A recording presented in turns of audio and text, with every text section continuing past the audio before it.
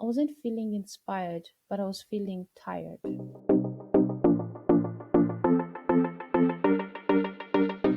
Yeah, good morning, good afternoon, good evening, wherever you're watching us from, whatever time zone you are in. This is Diaspora, the Kenyan Connection. So, this is a show where we tell stories about guys living in the diaspora, so living abroad, away from their countries of origin, countries of birth, with a Kenyan connection. So, it means we're going to tell stories about Kenyans who are living in the diaspora, their experiences, how did they even get there in the first place, culture shocks, and everything in between. We're also going to tell stories about other nationalities who are residing or living here in Kenya. So we're going to tell their experiences. What do they think about us? What do they think about our food, our mannerisms, our behavior? Like generally our culture. Do they find this place fascinating? So we're going to tell all these kind of stories. So it could be like you could be a Kenyan and you're living in Denmark, like Brenda on this particular show.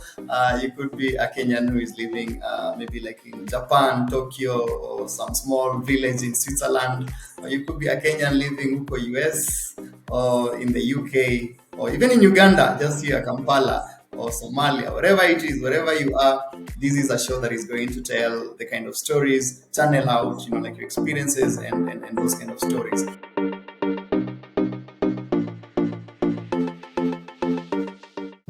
So if you like this kind of content, then you can just hit the subscribe button, and at any given time, you'll get notification when we have new content for you. So on this particular episode, I am talking to a brilliant lady. I used to work with her a while back, and she left the screens. I welcome Brenda Kerubo on this particular episode. Brenda, how are you? I'm okay. Thank you so much, Bran, for that really, really nice introduction. So you are, like a senior journalist. You are interviewing CEOs. You are meeting every, like every other person, like influential people. You traveling the world in that particular job that you're doing. Why did you quit? Before I say why I quit, I'd actually want to jump onto what you just mentioned. And I really, really did love my job. I loved what I was doing, especially with the program Captains of Industry. I started it about it's now, it would have been now 5 years, but the beauty about it is that we had all these different leaders, not only from Kenya, but also globally, who are coming on the show not to discuss your typical business matters like earnings and profits, but they were just discussing what made them who they are or who they were at that particular moment. And it goes to show that they were discussing their challenges, what they think about, what they look for when they're hiring, how do they deal with failure, what are some of their past failures, what did they learn from their experiences. And the beauty about it is that I would get feedback from right across different age groups, including people who would be, who are working, and at the same time, entrepreneurs who are looking at specific entrepreneurs who've been hosted in the show, and they're just looking at them and thinking, I want to be that person. And at the same time, we also had students who are in various campuses and colleges who would ask, what does it take to work for this company? What do I need to do? If that person did this in my age, do I need to do things differently? So the feedback around it was really, really good in terms of the scope of what we wanted to reach. And at the same time, personally for me, it was such a learning experience. Every interview was different. Whether I'm interviewing Michael Joseph on one day or the central bank governor, it was never the same. I mean, the answers were very different. The questions were very different because they were all extremely different people who have had different experiences, and they have all this wealth of knowledge. So personally for me, I took it as an opportunity where I can learn as much as I can, because the best thing you can ever do for yourself is learn from people who have been there ahead of you, so that you can avoid mistakes that they have made in the past. So yeah, so sometime in August 2021, I remember it was my birthday. My birthday is 22nd of August. And Yeah. of course, everyone celebrates their birthday. But I for that specific time, I had so many people who were asking me, also, what do you see for yourself in the next 1 year? What do you want to accomplish? Because I have I'm very ambitious, very persistent, and I have like goals or objectives that I list down in terms of what I want to achieve in 2 years or in 1 year. And I remember I was feeling very unsettled.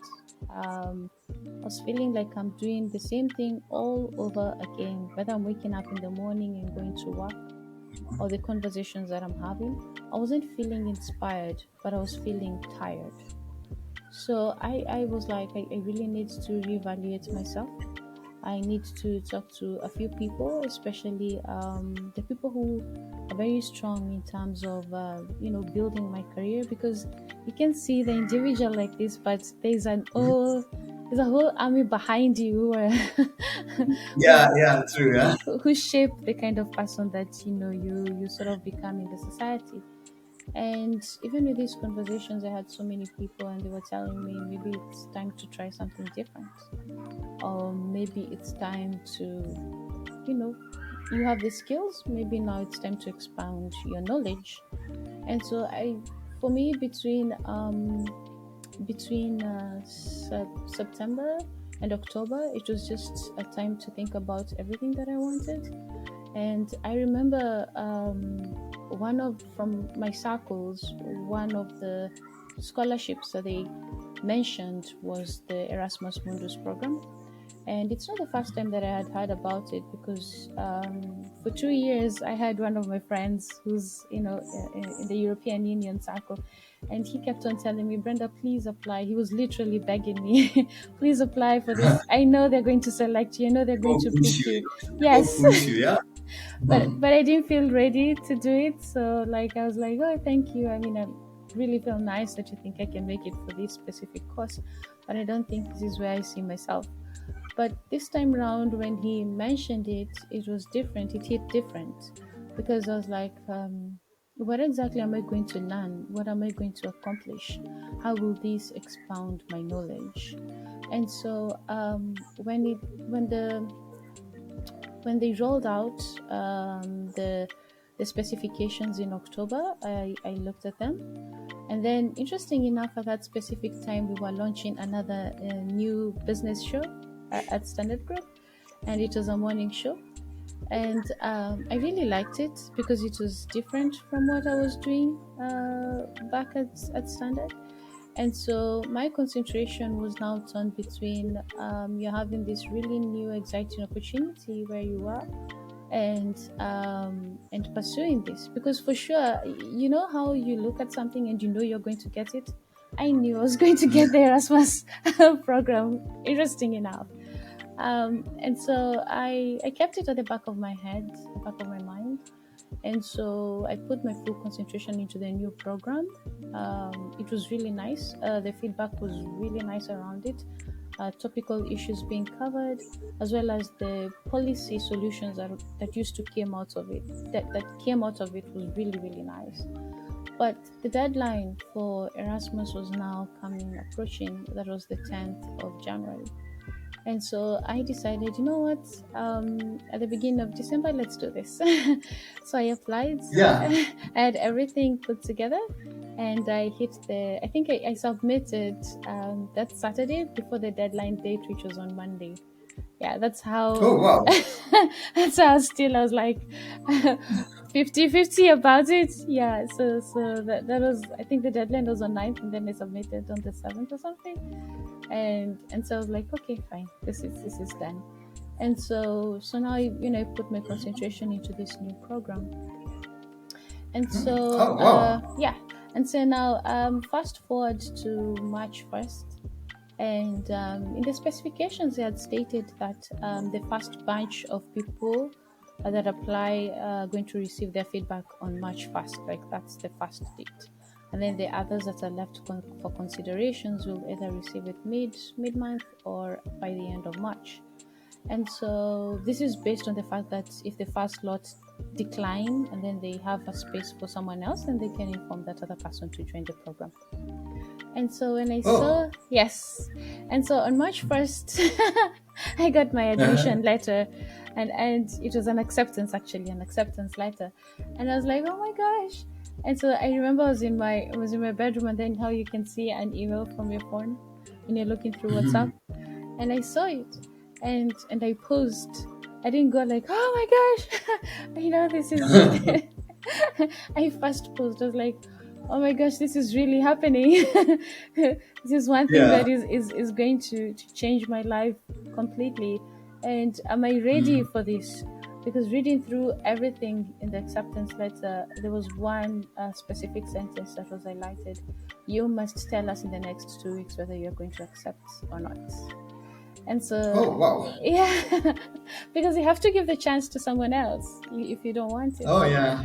And so, yeah, and so I was like, we're going in, we're going all out for this.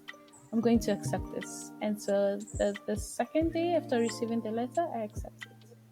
And so I stayed quiet. I didn't even tell anyone about it. But at the back of my head, I was like, oh my gosh, my whole life is going to change. I was now doing research on the institutions that I'm going to be in when I'm going to study, and so it was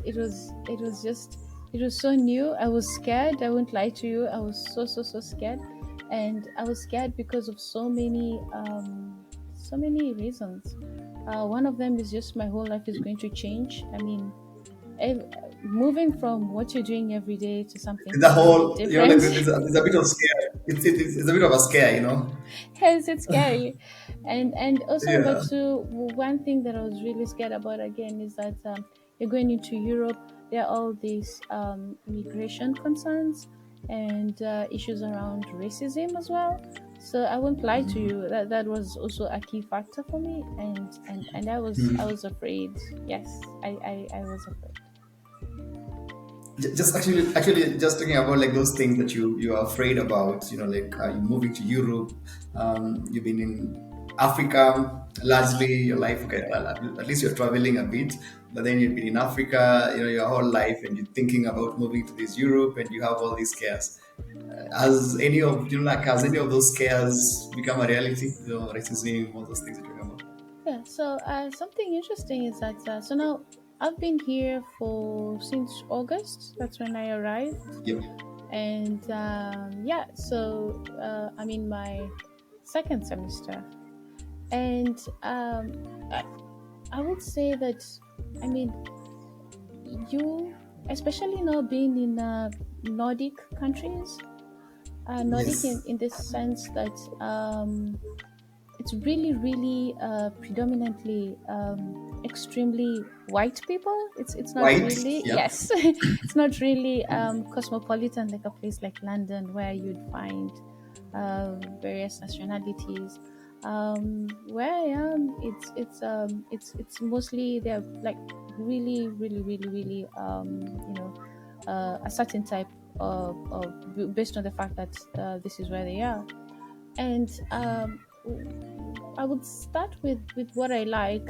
What I like is the fact that perhaps it's just been the benefits of Denmark, because Denmark has a very good report card.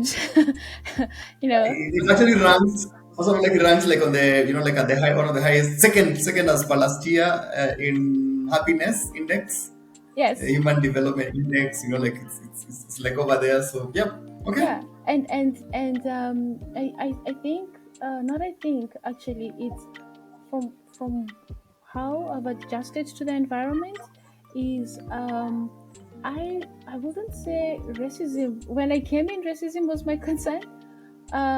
When I got into the country, the development was my concern. because Mm-hmm. because first and foremost, everything is like, it's like really, really developed, Brian. It's Yep. I don't know how I can define this, but it's a whole different ballgame altogether. And having traveled to Yeah. so many countries, even when I was a journalist, it's very different to travel as opposed to living actually in one of Yeah. those countries. And so when I arrived in Denmark, I think the first biggest shock for me wasn't the fact that most of the people that I was seeing were white. But the advancement of key resources